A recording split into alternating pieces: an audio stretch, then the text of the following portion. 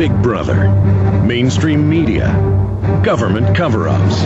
You want answers? Well, so does he. He's Alex Jones on the GCN Radio Network. And now, live from Austin, Texas, Alex Jones.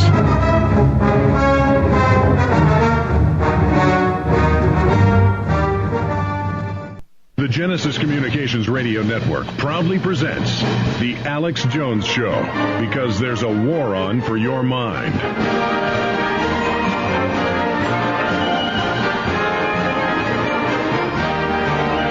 Welcome back, ladies and gentlemen. We have Congressman Ron Paul with us. We'll be posting this interview in full at Infowars.com and PrisonPlanet.com. He joins us to give us an update on his wife, Carol, wonderful person we're all praying for, then the Russia-Georgia situation, the economy, and the upcoming police state situation with the microwave guns, the secret FEMA camp now exposed in Denver. We've got him for one segment because he's obviously got to be there at the hospital in South Texas with his wife, Carol. Congressman, thank you for breaking your silence after the last week of your wife being so ill here on this radio show. Thank you for joining us. Well, it's good to be back with you, and I feel a lot better, even though we had some tough days. She was on a breathing machine for 12 days, and she got off the machine yesterday, and they got her out of bed yesterday. So I'm feeling a lot better, and I appreciate everybody's concerns. Well, you're a medical doctor, but for those that don't know, getting someone off a respirator and getting them up, this is huge news. Yes, it is. It's a big, big step, and you can imagine what it's like to lie flat on your back for 12 days. One thing she said was, "Wow, I'm weak." but she's doing well. Well, I've talked to people that have been on respirators. It's also very painful to have it pushing your lungs full. And yeah. Wow, she's a trooper. Well, I'm sure the prayers had a great effect, and folks, keep those prayers up. Now, to kill any rumors, you are currently going to be at the big rally for the Republic with Jesse Ventura and all these huge musical guests. You're going to be there, barring some turn for the worse. That is right, and things are looking better there for a couple of days. I didn't know what I could do or would do if she were like that, but she isn't. She's getting better, and she'd want me to be there, so I have all the plans. I've been talking to staff more now about the details of the schedule, and it's all coming together. And throughout the campaign, I was worried about the rally. Some days we only had 3 days to put things together, and yet the people always showed up. So I'm optimistic that the people are going to show up. You want to see your crowd, and you want to fill it, because, if it's slightly less full than it could be, then the media say, they didn't show up. Well, I mean, you don't have a lot sort of thing. There's 14,000 tickets. I mean, you don't have many more to sell here, do you? No, a couple thousand, and we're going to probably get the students come back into town that day. I think September 1st. And that's where we get a lot of support. You know how many young people have joined us. Yes. I think the young people, when they come back to town and realize that there's still some standing room positions, they're going to come. Well, there's no doubt that it's going to oversell.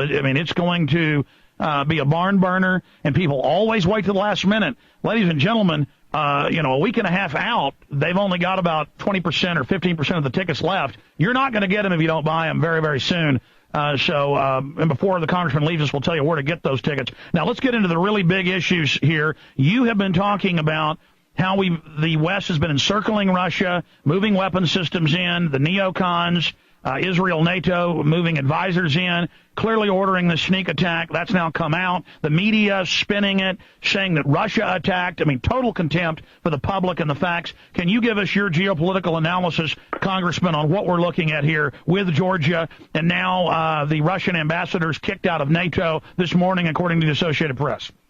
Well, I think this is a good example of why we argue the case for non-intervention. We are in places where we shouldn't be, and it just leads to a lot of problems.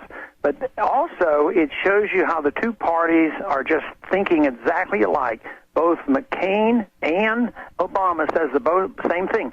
Send them more money. Send them more support. Send them troops if necessary. And being very aggressive. And that to me is just so typical of the problems that we face. And you were right in your opening statement there that it was the Georgians that started the military attack. And yet, when you think about what's happened in the last week or so from the media, how many reports have we heard even suggest that maybe there was a balanced position on this. It was 100% essentially said, it was all the Russians' fault. And all they should start thinking about is, how would we react if the Russians were in Mexico stirring up trouble on the borders and claiming New Mexico as part of Mexico? Something like that. We'd be livid and infuriated, and yet we are butting against the boundaries all around the Soviets. We're taking that oil from the Caspian Sea and running it through Georgia, and we have a puppet government there. And these are the unintended consequences, maybe intended by some people, who knows. But it's about oil, and it's about our empire, and it's about the establishment running roughshod over the American people. What do you think the New World Order crowd, because it's not just the neocons, NATO's behind it, Israel, their foreign minister and their defense minister are not even Georgians, and Israel bragged in Herat they had 1,000 troops involved, 1,000 Israeli mercenaries.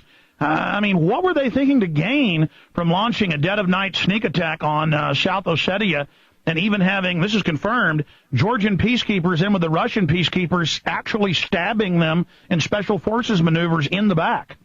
Well, obviously they condoned it and encouraged it, and why, because it doesn't work out so well, even from their viewpoint, you wonder why they do it. I guess they deceived themselves. Look at the mess they probably actually believed that they could conquer Iraq and solidify power there, permanently control the oil, but it didn't work out exactly that way, and I'm sure they are just distorted thinking. But now we, the people, will have to suffer the consequences. When Obama comes up and says, well, what we need to do is immediately send them $1 billion, I'm all for that. Does he ever say, where are we going to get the $1 billion? How are we going to squeeze it out of the American people? How are we going to take it out of the pockets of the American people? And they're all in big trouble. Oh, well, we'll print the money. Oh, we'll print the money. Oh, then all your bills are going to go up because the dollar's going to go down. They never talk about that, and that's why our revolution that's going on now just has to be successful, because I think there's a growing number of us who are just sick and tired of what we're getting. Absolutely. What would you do as president? You're no longer running now, but what would you advise if they would listen to you? And obviously our listeners can then go out on the campaign trail and call the media, and then this can be put in an article, and then we can push it to the public. What would you do in a relationship with Russia? What would you do in hindsight, but now currently, since this new Cold War has been started? Well, we should talk to the Russians, and we should deal with them and be friends with them and trade with them and tell them that we have no intention of intimidating you. We don't want to put missiles right up at your border, claiming that we're going to protect Europe against the Iranians. The Iranians don't have missiles. They have no nuclear weapons. They can't even make gasoline for themselves. So it's just a farce for us to say that we're there. And I tell the Soviets or the Russians that we have no intention. We're going to take those missiles out, and we're getting out of NATO. We don't even care about NATO. Instead of expanding NATO and trying to get Europe to intimidate you and surround you, I would say that we ought to just back off. If we don't get out of NATO the first week, just say, look, we're not going to keep pressing to get all Eastern Europe to belong to NATO. Fortunately, the other European nations didn't accept the membership of Georgia, or our problems would be much worse. All right, a few final questions moving quickly here. The economy, they're talking about MSNBC, CNBC, top analyst, about Merrill Lynch collapsing, Wachovia collapsing. They're saying now, after telling us 6 months ago that the worst was over, that the worst is to come. We have a respite in dollar plunging, but it's still low. Where do you see all this going? Well, I think we have a long way to go. They can prop things up, and they can sort of fool the markets, and, the plunge protection team can get in there and buy and sell and manipulate markets. But ultimately, the market is all-powerful. I would say that at the very, very most, we've only had 25% of the correction that is necessary. So I think we have a long way to go. And as long as government does everything to prop up bad investments, it makes it that much longer. And the longer they wait for these corrections to make, the worse they are. And I think this is what we're witnessing right now. Instead of a small number of companies and banks going bankrupt now, they're going to prolong this and it's going to be very, very painful. I think this could last a decade or longer before all this correction. Japan took a long time. Their market collapsed in, I think it was 1989. They still essentially haven't recovered the financial benefits of their markets yet. So this is going to worsen the long term. Pardon me? You think this will worsen the long term economy? Oh yeah, I think it's going to get much worse. Even though in the short term they may be able to prop up and fool some people, but I think what they're doing is just prolonging the agony. To me, it's sort of, and I use the analogy of a drug addict. They just keep giving the drug addict another fix. He feels better, but eventually the patient dies if you do that. So do you think that this is we're going to kill the dollar? Is this being propped up for the election?